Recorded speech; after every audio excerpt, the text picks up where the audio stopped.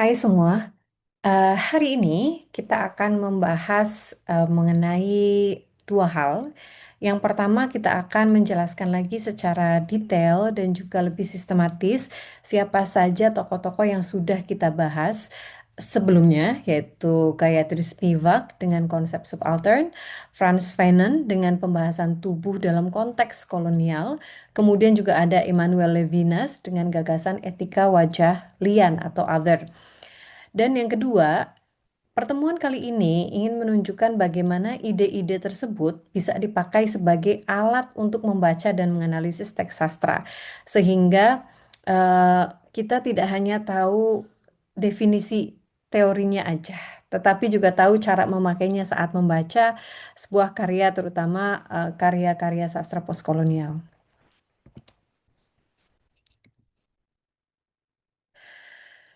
Oke, ini adalah tujuan pembelajaran sesi ini yang bisa kalian baca sendiri. Kemudian next. Oke, kita akan membahas tentang Gayatri Spivak, terutama tentang pertanyaan-pertanyaan dasar dalam konsep subaltern. Spivak itu terkenal dengan pertanyaan Can the subaltern speak? Ya kan? Kita sudah membahas itu di kelas. Pertanyaan ini muncul dari kegelisahan Spivak terhadap cara dunia akademik, aktivis, dan negara yang sering mengklaim bahwa mereka itu mewakili kelompok yang tertindas. Istilah subaltern di sini bukan sekedar orang miskin atau mungkin juga orang desa, tetapi subaltern adalah posisi orang yang berada di luar jalur komunikasi resmi. Mereka tidak punya akses stabil ke lembaga, bahasa, dan juga ruang bicara yang diakui.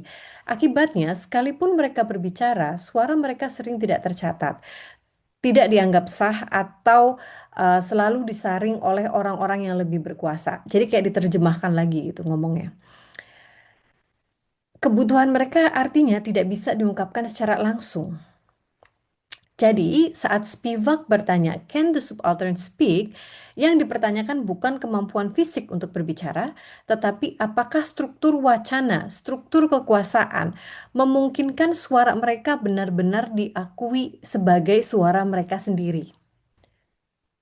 Kemudian, Spivak juga menyoroti konsep representasi. Spivak membedakan dua hal. Yang pertama, representasi sebagai mewakili dalam arti politik, misalnya anggota DPR yang mewakili rakyat. Yang kedua, representasi sebagai menggambarkan dalam teks, dalam sastra, dan juga dalam tulisan akademik. Nah, masalahnya muncul ketika intelektual, negara, atau lembaga mengatakan kami memberikan suara kepada kelompok yang tertindas. Niatnya mungkin baik, tapi seringkali suara kelompok tersebut kemudian digantikan oleh suara orang yang mengaku mewakili. Subaltern akhirnya tetap tidak bisa berbicara secara langsung.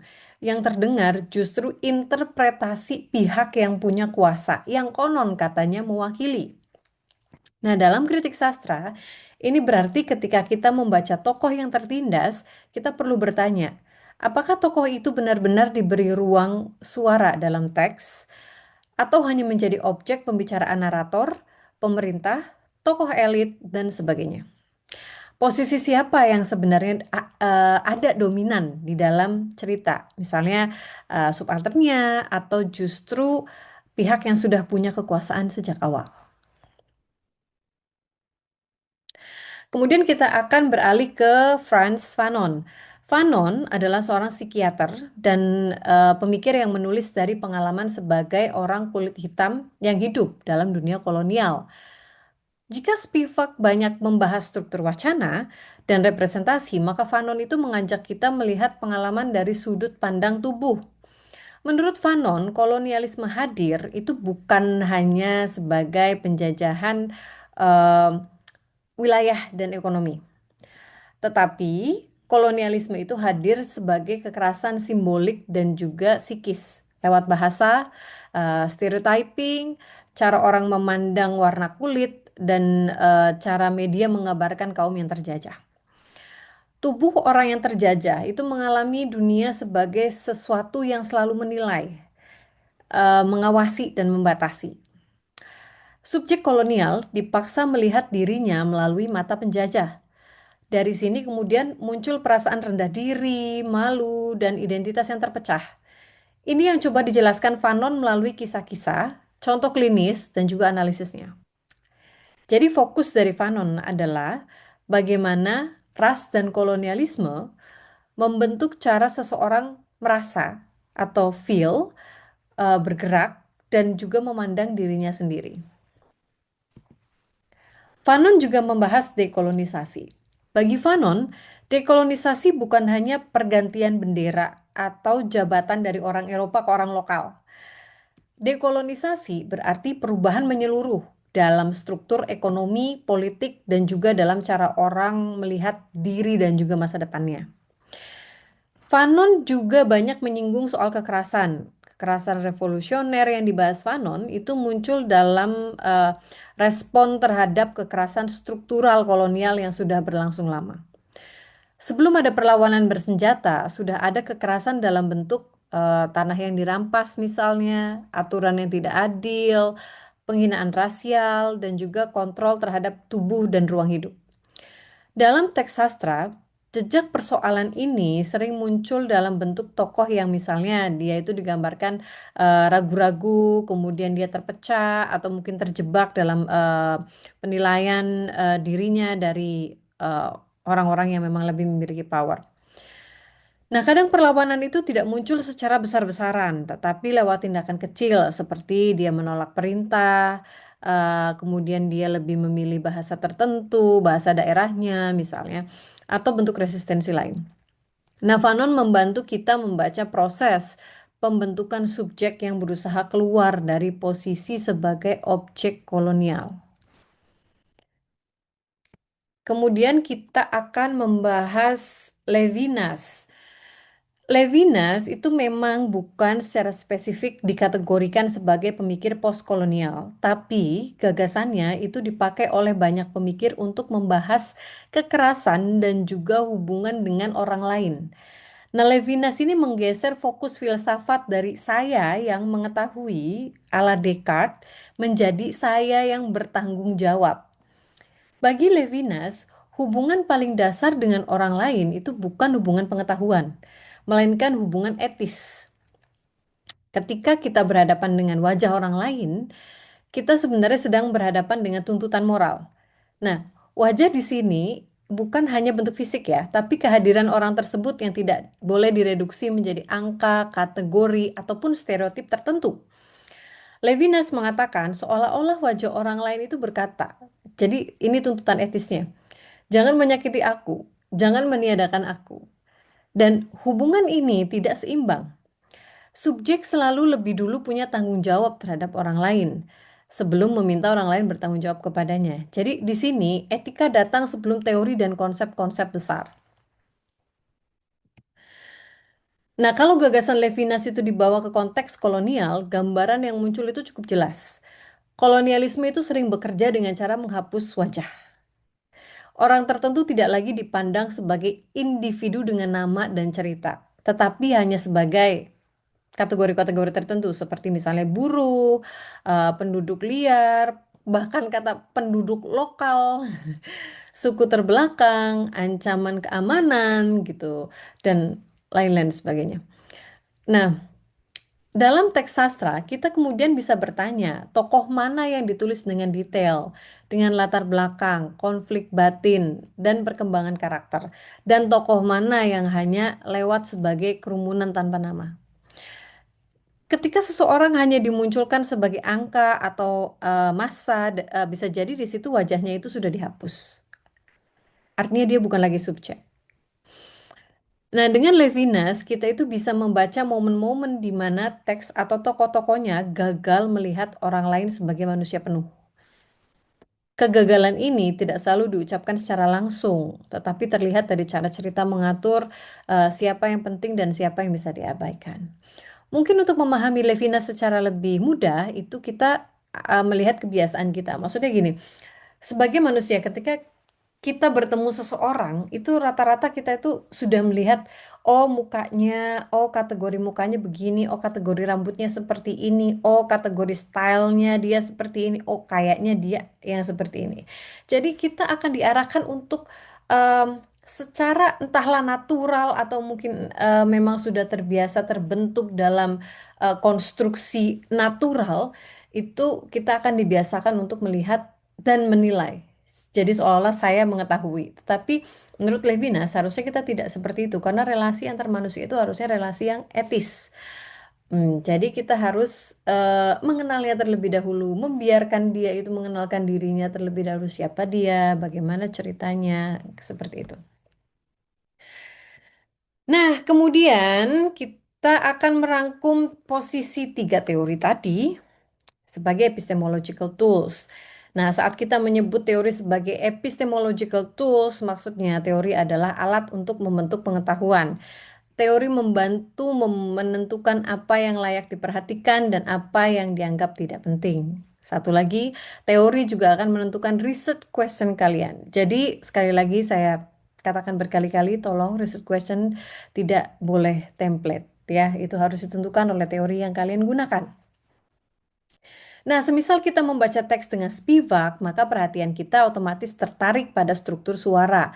Siapa yang berbicara, siapa yang dibicarakan, siapa yang tidak pernah terdengar. Nah, kalau kita memakai Fanon, fokus kita akan bergeser ke pengalaman tubuh dan juga psikis. Bagaimana kekerasan, ras, dan kolonialisme muncul dalam detail cerita.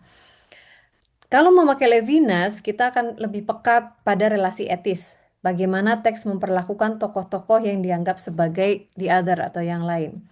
Jadi ketika membaca sebuah teks sastra postkolonial, penggunaan teori ini akan menghasilkan bacaan yang berbeda.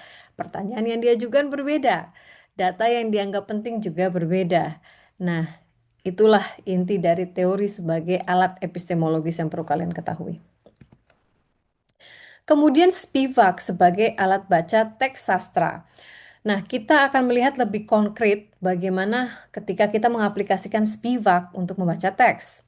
Beberapa pertanyaan yang bisa dipakai antara lain, siapa pusat narasinya? Apakah cerita berputar di pengalaman tokoh elit, pejabat, atau tokoh terdidik, intelektual maksudnya, sementara kelompok yang tertindas itu hanya menjadi latar. Kedua, apakah tokoh yang bisa disebut subaltern itu punya kesempatan untuk bicara langsung? Apakah si tokoh tersebut yang subaltern ini punya dialog, monolog, atau sudut pandang sendiri, atau hanya dikisahkan oleh orang lain? Ketiga, kita lihat suara siapa yang dominan. Apakah teks banyak mengutip arsip resmi seperti dokumen pemerintah, misionaris, atau media kolonial? Kalau iya, bagaimana posisi suara subaltern dalam jaringan suara itu? Percayalah, ada kritik sastra juga yang, maksud saya ada karya sastra juga yang menggunakan teks-teks arsip resmi sebagai salah satu kontennya, konten isi di dalamnya. Nah, dengan cara tersebut, Spivak akan membantu kita membaca teks bukan hanya sebagai cerita, tetapi sebagai ruang di mana struktur representasi itu bekerja. Kita bisa melihat siapa yang terus-menerus berbicara dan siapa yang tetap tidak memiliki hak bicara meskipun dia hadir. Kemudian, Fanon itu kan sudut pandangnya memang berbeda dengan Spivak. Nah, kalau kita mengaplikasikan Fanon, maka kita akan mengamati tubuh dan ras dalam teks. Pertanyaan yang bisa digunakan misalnya, bagaimana tubuh tokoh-tokoh tertentu itu digambarkan? Apakah ada pola tertentu? Misalnya, orang kulit hitam atau orang kulit berwarna tertentu selalu digambarkan sebagai kotor, liar, tidak disiplin. Sementara yang lain itu digambarkan sebagai rapi, cerdas, modern. Nah, kita juga bisa mencari bentuk kekerasan, tidak hanya kekerasan fisik, tetapi juga kekerasan dalam bentuk bahasa, hinaan, bahkan juga kebijakan atau aturan yang terasa tidak adil. Selain itu kita juga akan memperhatikan bagaimana tokoh yang terjajah memandang dirinya sendiri. Apakah si tokoh tersebut malu pada latar belakangnya, bahasanya, atau warna kulitnya? Apakah kemudian dia ingin menjadi seperti penjajah? Nah, dengan pertanyaan-pertanyaan seperti itu, Fanon membantu kita membaca bagaimana kolonialisme masuk ke detail teks, ke deskripsi tubuh, ke cara tokoh berbicara, dan ke cara mereka merasa tentang diri mereka sendiri. Kemudian Levinas. Nah, dengan teorinya Levinas, kita melihat teks dari sisi etika. Pertama, kita identifikasi dulu nih, siapa yang diposisikan sebagai the other atau lian. Bisa dari ras, kelas, sosial, agama, gender, atau mungkin kelompok lain. Lalu kita tanya, apakah teks memberi ruang bagi mereka untuk tampil sebagai subjek penuh atau hanya sebagai pelengkap cerita? Nah, kedua, kita lihat apakah ada momen ketika tokoh utama ini berhadapan dengan the other, misalnya ketika tokoh utama itu diminta membantu menyaksikan kekerasan, diminta memilih berpihak, atau sekedar berinteraksi dalam situasi yang tidak nyaman. Nah, di momen-momen tersebut, Levinas akan bertanya, apakah tokoh utama benar-benar melihat wajah orang lain atau hanya melihatnya sebagai masalah, ancaman, atau objek? Nah, ketiga, kita bisa bertanya, posisi pembaca itu diarahkan kemana? Apakah teks mengajak pembaca untuk ikut melihat the other sebagai manusia penuh? Atau malah mengajak pembaca menganggap the other hanya sebagai latar belakang saja? Nah, dari situ dimensi etis teks bisa mulai terlihat.